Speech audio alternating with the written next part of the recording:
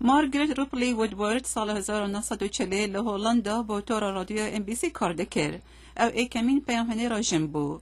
لسر پیلا کرد و راست خو گوته گهدارت امریکی کال هولندا چه دبید؟ چند هیوا بری آلمان نازی هولندا داگیر کری.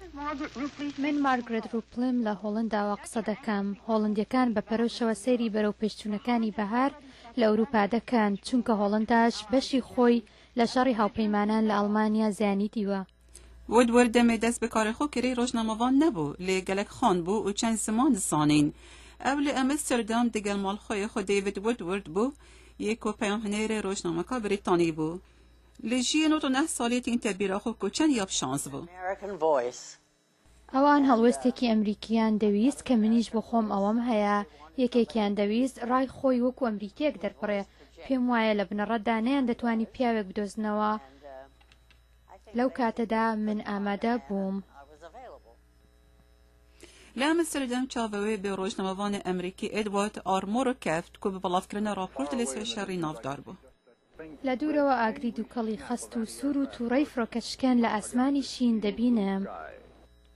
مورو بۆ تۆرە CBS کار دەکرد وی بۆ جارە ئێکێ وێنەگیرەکە ژن بە ناوێ مێری برکنریچ لە تۆرە CBS وەرگرت وی ژی گەلێک رەخت ئۆروپا راپۆرت هێنارتن هەرچەندە وودورد بۆ تۆرەکە پەیام یا هەڤرک کار دەکرد لێ مورو شیرەت لێتکردن کۆ چاوە راپۆرتا بنویسێت.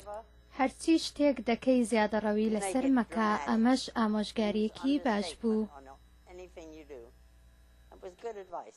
وودورد بیشت تورا MBC ریک دابوی دل خو بنویسد. لیا پدوی بو که دستیرش لشکر هولندی ورگرد.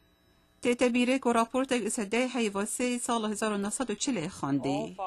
لبیانیەوە هیچ فڕۆکەیەکی بێگانە بۆیان نییە لە فڕۆکەخانەی ئەمستردام بنیشنەوە و لە هەموو شوێنێک لە بەردەمی باڵەخانە حکومیەکان ئۆفیسی ڕۆژنامەکان و هەروەها لە شوێنە گرنگەکانی تر پاسەوانێک دانراوە.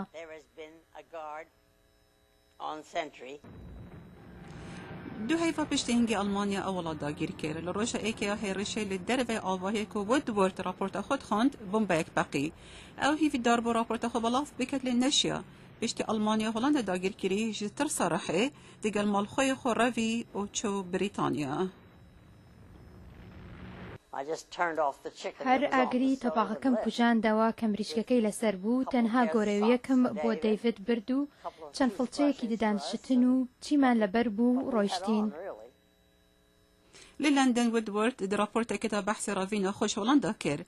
او راپورت ایک بوش راپورت توی 2 ماهیه و کو peyamhinêra 6 هیا پس ناکاروی هاتدان و لندن بجه هیلا و وگریاف امریکا وش تورا MBC خواست لویر کار بکرد. ئەوان تەنها پێم پێکەنین چوومە ستۆدیۆکانی NBC و پێم گوتن دەتوانن دامبمەزرێنن ئەوان گوتیان نەخێر. پشتی شر دوی جهانی دنگ هر 4 روزنامه‌وانت امریکی جن ایدی نهات بهیستن و اید که دخواستن کار روزنامه‌وانی بکن شلب دستوان نکفت. بینرت هیجا راپورت و بهیستیش دنگ امریکا بود.